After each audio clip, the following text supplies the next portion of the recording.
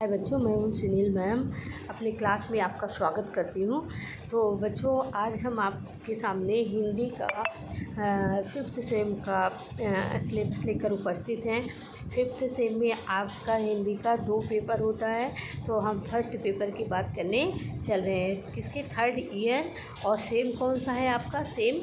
तो सेम आपका है 5th, आपका 5th सेम है। तो 5th सेम की बात करने चल रहे हैं। इसमें 2 पेपर होते हैं। कितने होते हैं? 2 पेपर। तो आइए पहले पेपर की बात करते हैं हम। जो पहला पेपर आपका है वो, उसका नाम क्या है? साहित्य शास्त्र और हिंदी आलोचना। साहित्य शास्त्र और हिंदी आलोचना। सबसे पहले हमें नाम जानना चाहिए। और इसका जो होता है प्रोजेक्ट का आपका 25 नंबर मिलता है। 75 नंबर के आपके प्रश्न आते हैं। तो आइए देखते हैं फर्स्ट यूनिट। जैसा हमने बताया है कि सभी विषयों में क्या होता है? सभी विषयों में 8-8 यूनिट होते हैं। किसके अनुसार? नई शिक्षा नीति के अनुसार सभी विषयों में 8-8 यूनिट पाए जाते हैं। तो आइए देखते हैं फर्स्ट यूनिट का क्या है। तो फर्स्ट यूनिट में आपका ये आपके सामने है फर्स्ट यूनिट। और इसमें से आना कितना है? 9 नंबर का। यानी फर्स्ट यूनिट से आपका 9 नंबर का पूछा ही जाएगा। तो आइए हम बात करते हैं फर्स्ट यूनिट में क्या क्या आ सकता है आपका। तो आएगा पहली यूनिट है आपके सामने भारतीय काव्य शास्त्र। अब भारतीय काव्य शास्त्र में आपको क्या क्या पढ़ना है? तो देखिए, भारतीय काव्य शास्त्र में आपको काव्य प्रयोजन, काव्य लक्षण, काव्य हेतु, काव्य का स्वरूप और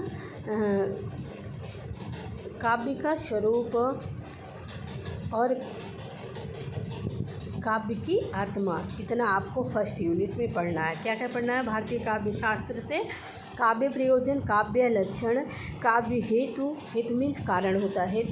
हेतु मीन्स क्या होता है? कारण। हेतु मीन्स कारण। और काव्य का स्वरूप, काव्य की आत्मा, इतना फर्स्ट यूनिट से पढ़ना है। तो आइए हम आगे बढ़ते हैं। आपका अगला जो है, अगली यूनिट है आपकी फर्स्ट पेपर का हिंदी 5th सेम का फर्स्ट पेपर का सेकंड यूनिट है भारतीय काव्य सिद्धांत।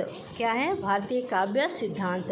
अब काव्य सिद्धांत से आपको कौन कौन सा पॉइंट पढ़ना है? अलंकार सिद्धांत, रीति सिद्धांत, रस सिद्धांत, ध्वनि सिद्धांत, वक्रोक्ति सिद्धांत और औचित्य सिद्धांत।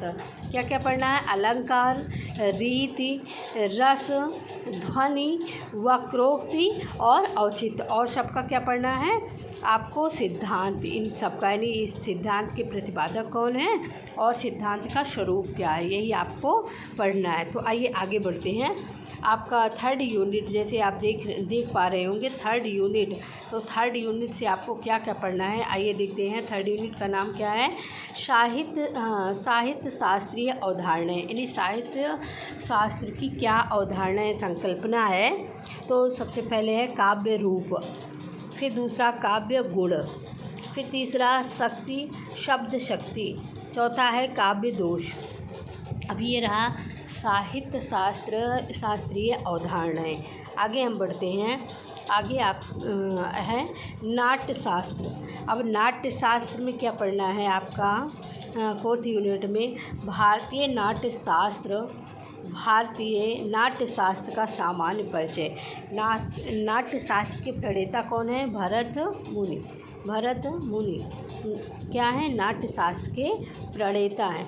तो भारतीय नाट्य शास्त्र का सामान्य परिचय, वृत्ति, अभिनय, रूपक, कथा, नेता तथा नायक, नायिका, रंगमंची विशेषताएं। देखो बच्चों, एक प्रश्न तो यही से आपका सॉल्व होता है। वेरी इंपॉर्टेंट है ये टॉपिक, मोस्ट इम्पॉर्टेंट है। यानी हर टॉपिक से पूछा जाएगा आपका। और देखो, नई शिक्षा नीति के अनुसार आपके प्रश्नों को डिवाइड कर दिया गया है कि कितने कितने नंबर का आएगा। तो 9-9 नंबर का एक यूनिट से आपका पूछा गया है। तो देखिए, जैसा हमने बताया कि वेरी इंपॉर्टेंट है। भारतीय नाट्य शास्त्र के प्रणेता कौन है? भरत मुनि है। और फिर ऐसे पूछा जाता है कि नाट्य शास्त्र के अंग कौन कौन से? वेरी इंपॉर्टेंट है नाट्य शास्त्र के अंग। तो कौन कौन से अंग हैं? वृत्ति है, अभिनय है, रूपक है, कथा है, नेता तथा नायक है, नायिका है, रंगमंचीय विशेषताएं हैं। और ये सब क्या हैं? नाट्य शास्त्र का अंग।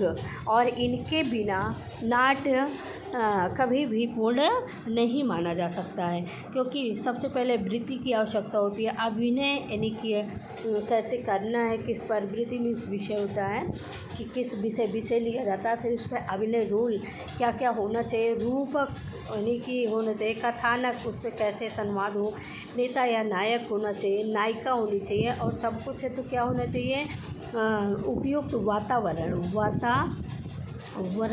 और नाट्य के लिए कैसे वातावरण की आवश्यकता होती है, मंच चाहिए, रंगमंची विशेषताएं यानी रंग मंच सजाने के लिए कौन कौन सी विशेषता हो, तो ये सब होना चाहिए। और ये किस यूनिट में पढ़ना है आपको, 4th यूनिट में पढ़ना है। देखिए आपको 4th यूनिट में नाट्यशास्त्र, क्या नाम है 4th यूनिट, नाट्यशास्त्र, और उसके अंतर्गत हमें एक एक पॉइंट को जानना है। तो आइए आगे बढ़ते हैं। 5th यूनिट है यानी 5वीं इकाई आपका जो दिया गया है, 5वीं इकाई में आपको पढ़ना है पाश्चात्य काव्य शास्त्र। अभी तक भारतीय शास्त्र पढ़े, अब क्या पढ़ने चल रहे हैं आप, पाश्चात्य काव्य शास्त्र। अब इसमें किसको पाश्चात्य में किसको पढ़ना, सबसे पहले अरस्तु के क्या पढ़ना, अनुकरण सिद्धांत और विरेचन सिद्धांत। ऐसे भी पूछा जाता है बच्चों कि अनुकरण सिद्धांत और विरेचन सिद्धांत किसके अनुसार है, तो अरस्तु के अनुसार है। और कॉलरिज का क्या है, कल्पना और फैंटेसी, कल्पना और फैंटेसी, और ये किसके अनुसार, फैंटेसी, आप देख रहे हैं ना, फैंटेसी किसका है, कॉलरिज का। ऐसे पूछ लेते हैं 1 नंबर का प्रश्न, कल्पना और फैंटेसी किसका है, तो कॉलरिज का है। किसका है बच्चों, तो ये कॉलरिज का है। आगे बढ़ते हैं। वर्थ का, वैसे वुडवर्थ होना चाहिए, इसको गलत है, वुडवर्थ का काव्य भाषा सिद्धांत वुडवर्थ का है। रिचर्ड का क्या है, संप्रेषण सिद्धांत किसका है, रिचर्ड का। तो हमको अरस्तु को पढ़ना है, कॉलरिज का पढ़ना है, वुडवर्थ को और रिचर्ड को। टी.एस. इलियट का निर्वैयक्तिक सिद्धांत किसका, टी.एल. इलियट का। आइए अगली यूनिट देखते हैं हम लोग। अगली यूनिट कौन सी है, 6 यूनिट यानी कि 6वीं इकाई हमें पढ़ना है। तो आइए आगे देखते हैं हम लोग क्या दिया गया है। हिंदी आलोचना का इतिहास तथा सैद्धांतिकी। अब देखिए इसमें क्या है, हिंदी आलोचना का विकास, सैद्धांतिक आलोचना, स्वच्छंदतावादी आलोचना, मार्क्सवादी आलोचना। हिंदी आलोचना का विकास, सैद्धांतिक आलोचना, स्वच्छंदतावादी आलोचना, मार्क्सवादी आलोचना। इतना हो गया। आइए हम आगे बढ़ते हैं। तो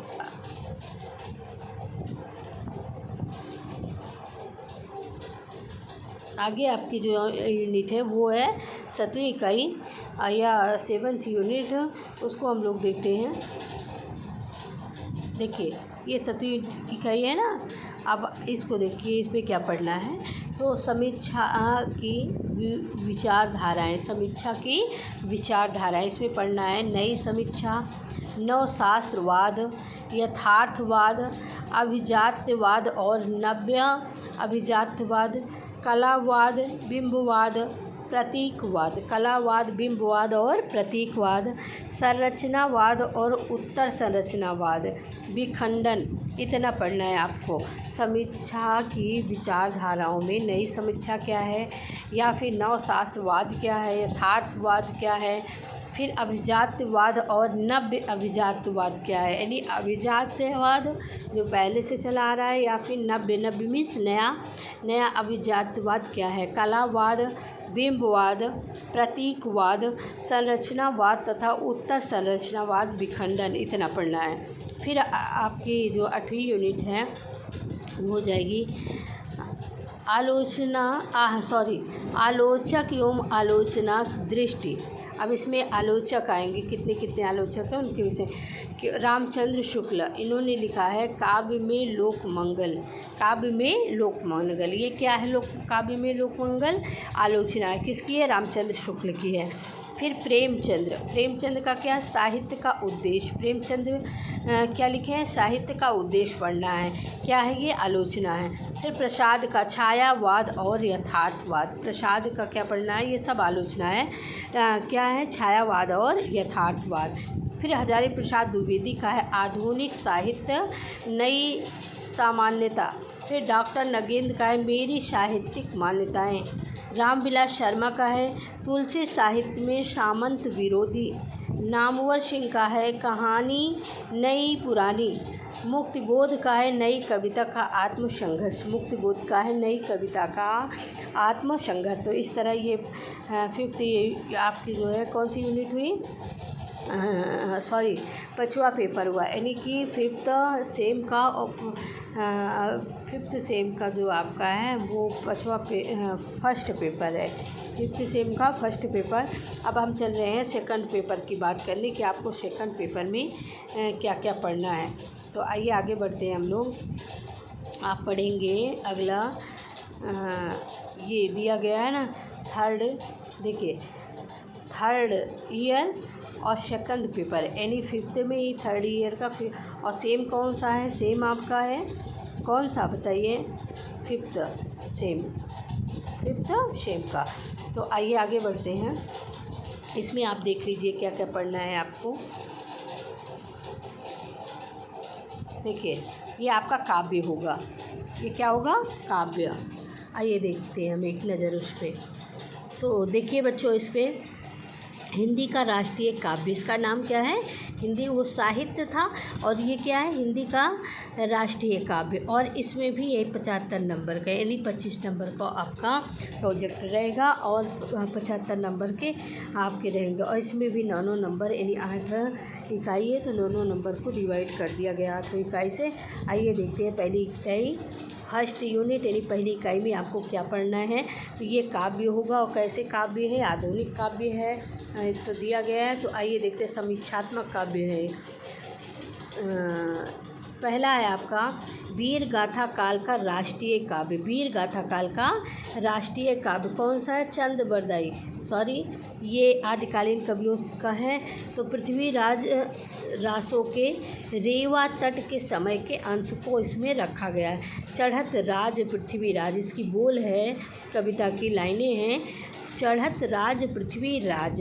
फिर आगे आपका है जगनिक का, पहले वीर गाथा काल के चंद बरदाई, ऐसे भी पूछा जा सकता है कि किन्हीं वीर गाथा काल के किन्हीं 2 कवियों के नाम। तो चंद बरदाई हो गए, जगनिक हो गए, बहुत सारे हैं, लेकिन चंद बरदाई आपके सिलेबस में जो हैं वो चंद बरदाई और जगनिक हैं। तो जगनिक का आल्हा खंड से क्या पढ़ना है, पूरा आल्हा खंड नहीं पढ़ना है। नैनागढ़ की लड़ाई अथवा आल्हा का विवाह, खंड कौन सा, प्रथम 5 सुमिरन अंश, यानी खंड जो है वो प्रथम खंड से 5 सुमिरन अंश पढ़ना। गया न कीन्ही जिन कलियुगमा, ये पढ़ना है आपको। भयानक मार, अंतिम 5 अंश है। भोर भुरहरे लड़िहे खूब वीर मलखान, ये बोल है उसकी, पहली लाइनें आपकी जो हैं यहीं से शुरू है। गया न कीन्ही जिन कलियुगमा भयानक मार, ऐसे पढ़ा जाता है, गया न कीन्ही जिन कलियुगमा भयानक मार। अंतिम 5 है अंश है, भोर भुरहरे लड़िहे खूब वीर मलखान। अब ये गा के पढ़ा जाता है, आल्हा जानते हैं, और आल्हा किस महीने पर पढ़ा जाता है, आषाढ़ के महीने में पढ़ा जाता है। ये भी एक मोस्ट इम्पॉर्टेंट प्रश्न है। तो आइए देखते हैं आपका सेकंड यूनिट कौन सा, सेकंड यूनिट देखिए यहाँ दिया गया है ना, सेकंड यूनिट। अब सेकंड यूनिट में आपको क्या पढ़ना है, सेकंड यूनिट पे पढ़ना है भक्ति एवं रीति काल का राष्ट्रीय काव्य पढ़ना है। तो गुरु गोविंद सिंह, इसमें कौन से हैं, 2 कवि को पढ़, गुरु गोविंद सिंह और भूषण। गुरु गोविंद सिंह का क्या है, देव शिवा बर मोह इन्हें बाढ़ चले ते कुमकुम मानो यो सुन के बतियान ती की, ये बोली है उसकी कविता की। फिर भूषण का क्या है, भूषण का है इंद्र जिम जम्भ पर बानी फहराने निज म्यान ते मयूख है। दारुण दहत हर नाकुस बिदारी बे को, दारुण दहत हर नाकुस बिदारी बे को, ये बोल है उसकी। ये क्या कहते हैं, राष्ट्रीय काव्य हैं, तो थोड़ा आपको अटपटा सा लगेगा।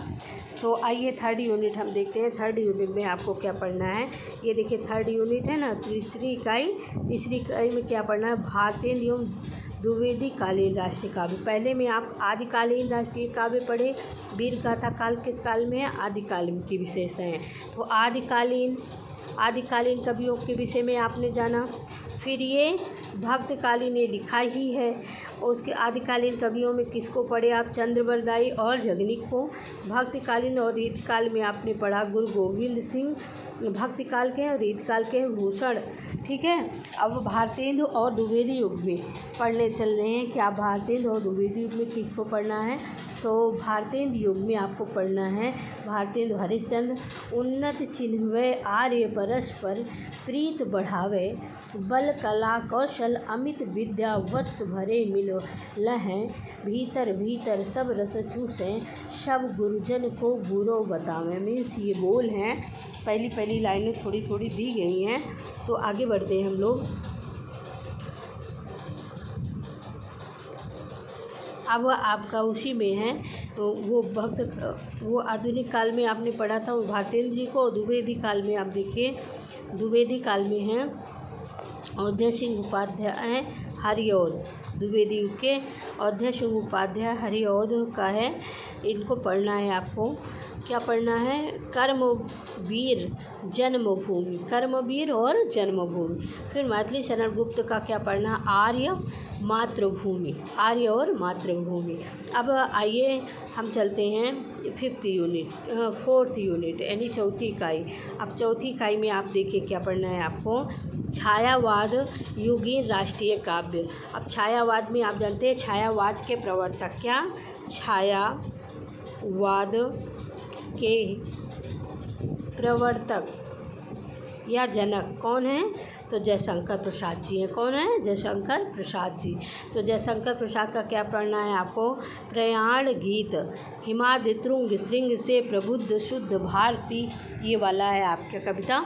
और दूसरा क्या है, अरुणिया मधुमेह देश हमारा, जहाँ पहुँच अनजान क्षितिज को मिलता एक सहारा, अरुणिया मधुमेह देश हमारा। तो किसका है, जयशंकर प्रसाद का। फिर हमको पढ़ना है किसके अनुसार, सूर्यकांत त्रिपाठी निराला, इनका क्या पढ़ना है, भारतीय वंदना। क्या पढ़ना है, भारती जय विजय करे, भारती जय विजय करे, भारतीय वंदना की बोल है, लाइनें हैं पहली, भारती जय विजय करे, जागो फिर एक बार, दो पढ़ना है। फिर माखनलाल चतुर्वेदी को पढ़ना है, पुष्प की अभिलाषा जवानी, दोनों अलग अलग है, पुष्प की अभिलाषा एक कविता और दूसरी जवानी। फिर आइए हम बढ़ते हैं सुभद्रा कुमारी चौहान, उसी में ही छायावादी युग में है सुभद्रा कुमारी चौहान।